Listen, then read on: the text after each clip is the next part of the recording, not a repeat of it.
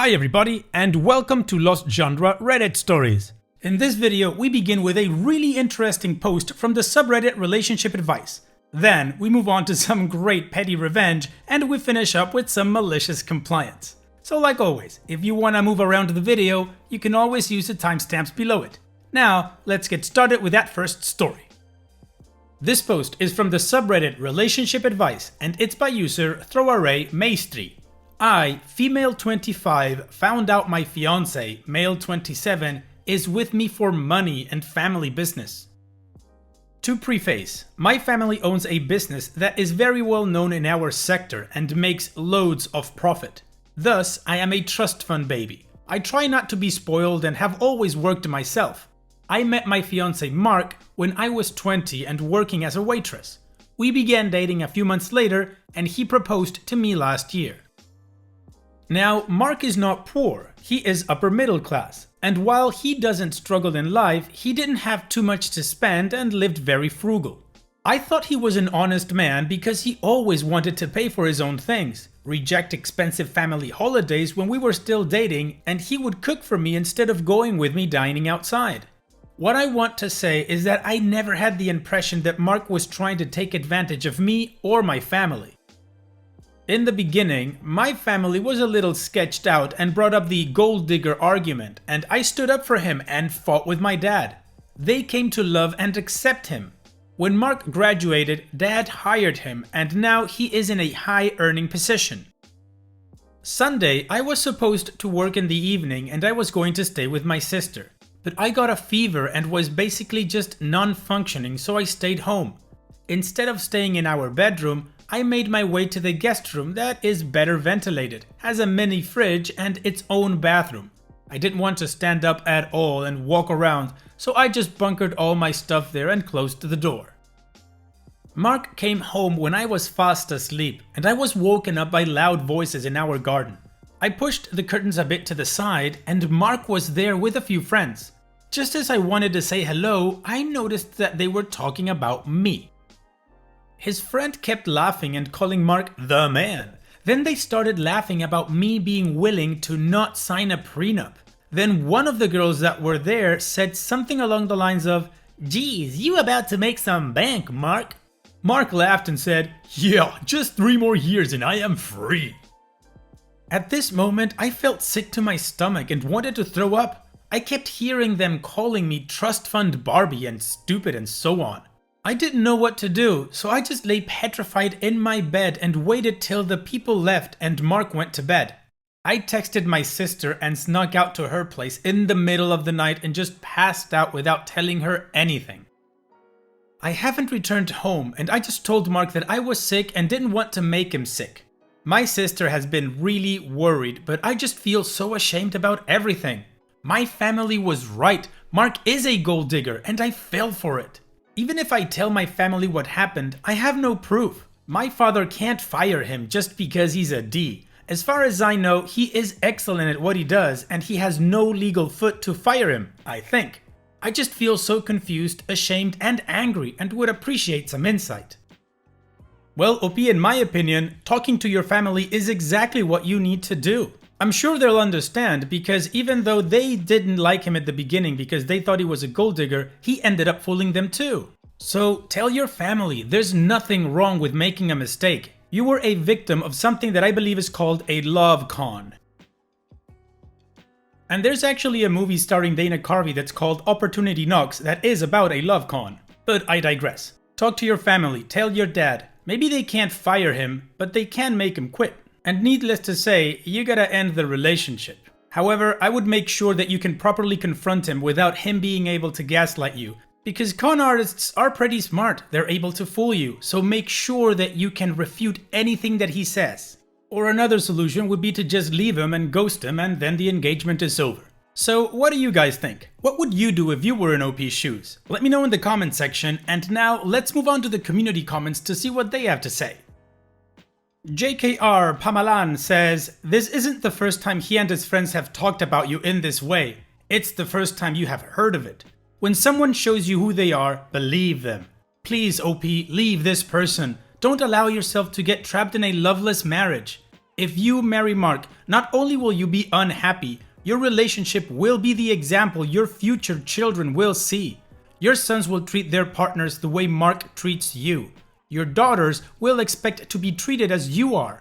Talk to your parents. Your family will rally around you. And Opie responds, yes, I realize that. Even if it turns out by a slim chance that they were joking, I don't want to stay with a person like that. Sunflower 1940 says, don't tell him you know yet. Pull your money out of any joint accounts. Get off any credit cards, etc. Then ditch him and lawyer up just in case. What is this 3 more years thing he's talking about? Is that when your trust fund pays out? Thank God you didn't marry him.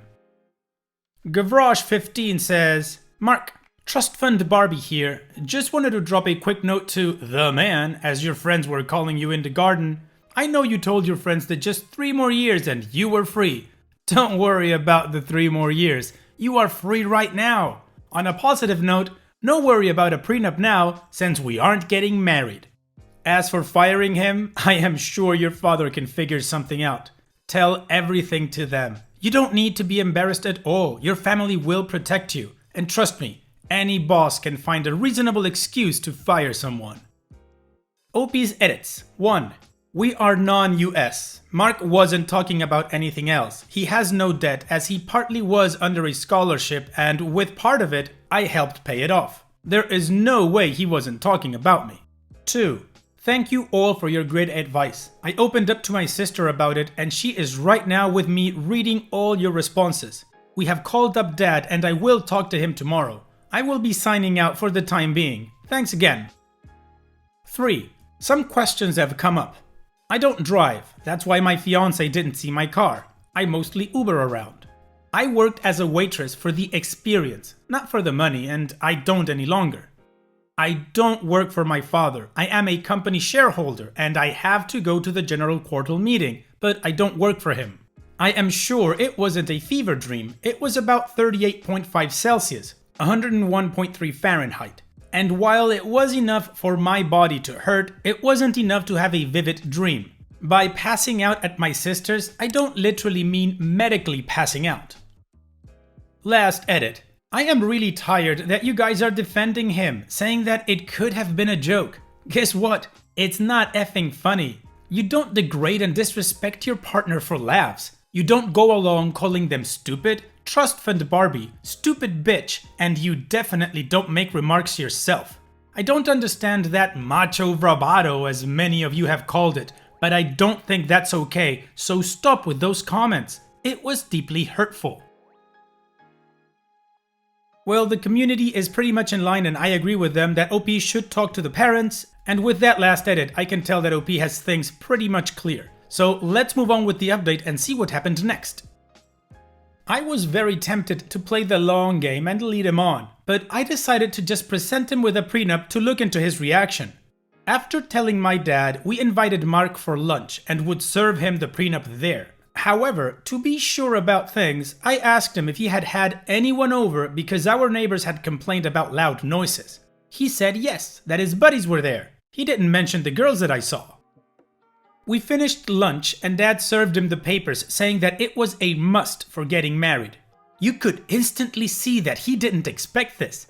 He got angry and asked me to speak to him alone.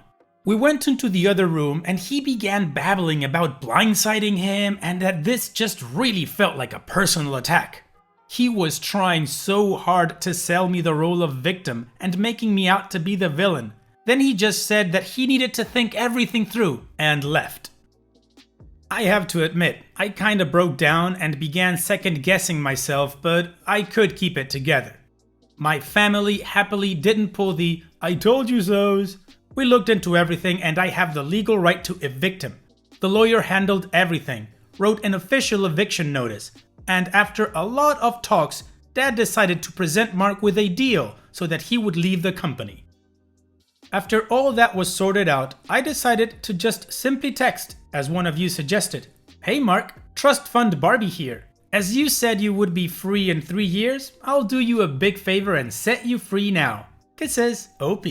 My phone completely blew up with Mark's messages after I sent that. He texted and called me so many times I had to switch off my phone.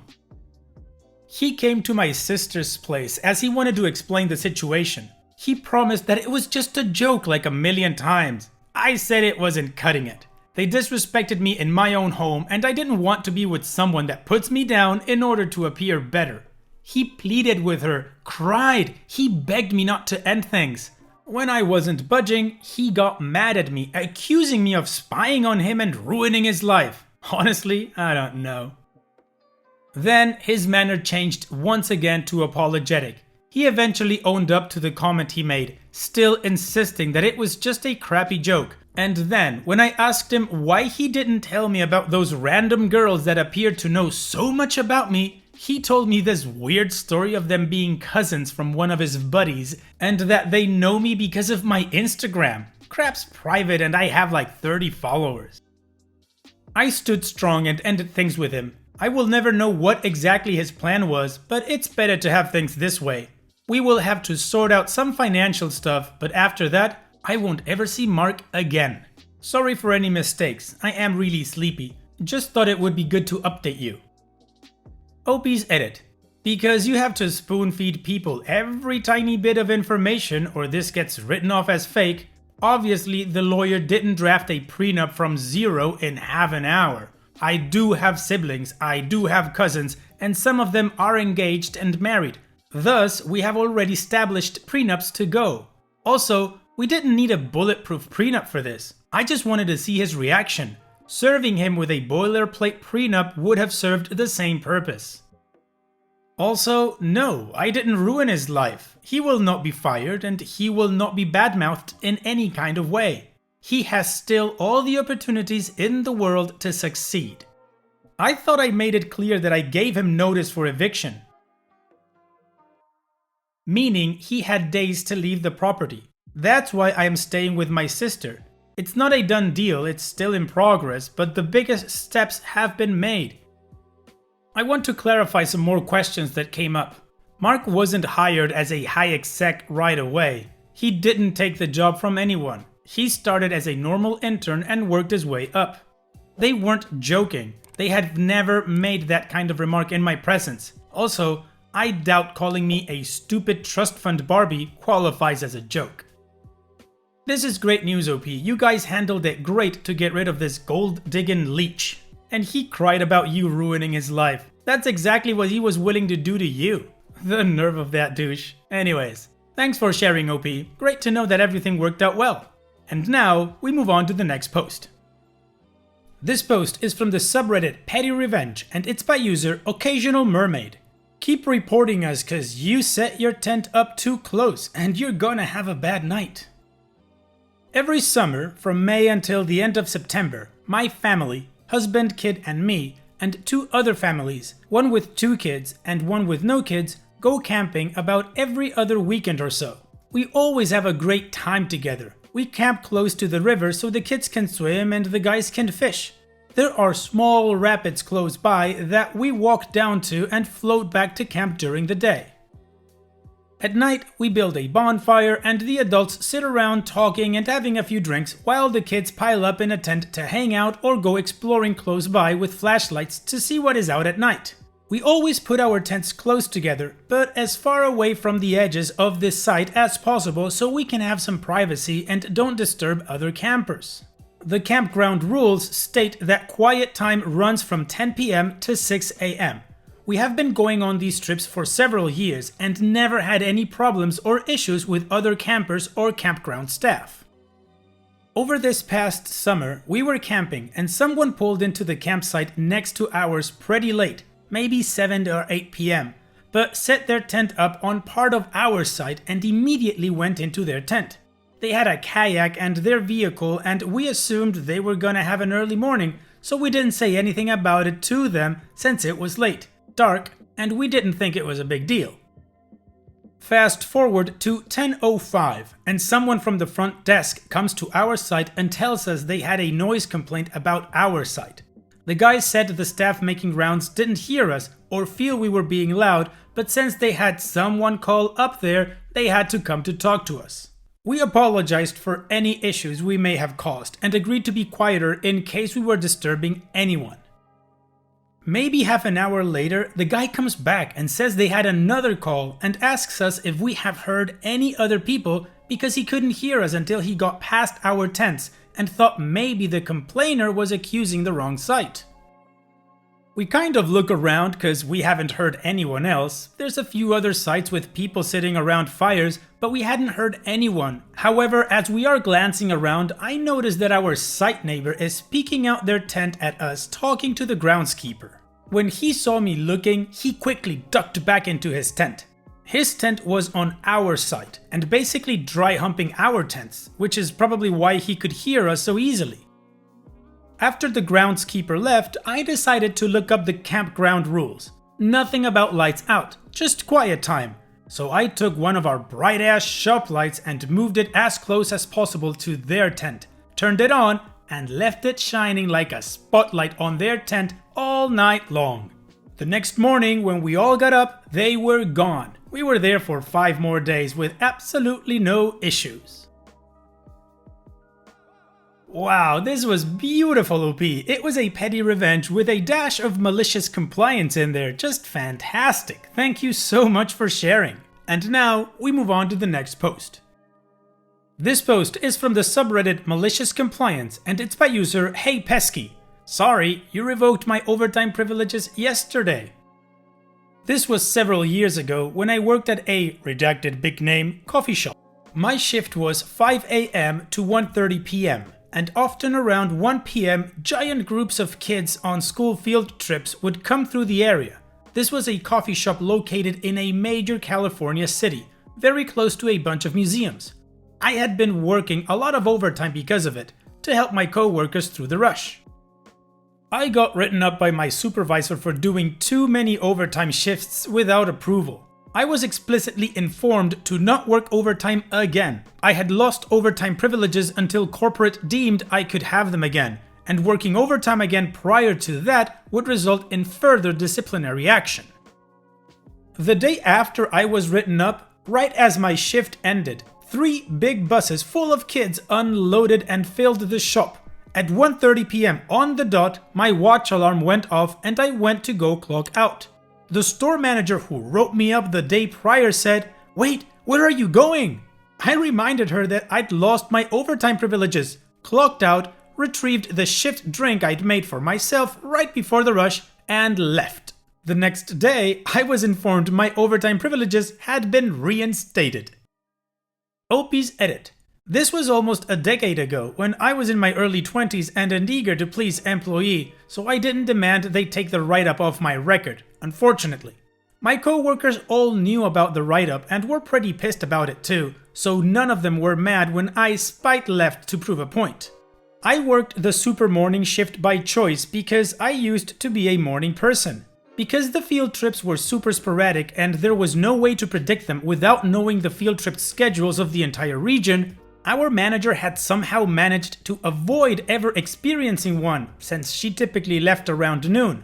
Once she saw what they were like and started believing us, they scheduled one of the afternoon shift people to come in an hour early so we had a better overlap. Alright OP, malicious compliance with a teaching moment for your manager. Nicely done. Thanks for sharing. And it's that time that we've reached the end of the video. I hope you enjoyed today's stories. I certainly did reading them to you. So if you did, then go ahead and give the video a like, and don't forget to subscribe to the channel and become a member of our Discord community that just keeps growing and it is fantastic. And like I said in the beginning of the video, all of the relevant links are in the video description below, so be sure to check them out. And finally, I'd like to thank you all for taking the time to watch this video. It really does mean a lot to me that you guys enjoy this content, so thank you once again. And having said all that, I will see you guys in the next video.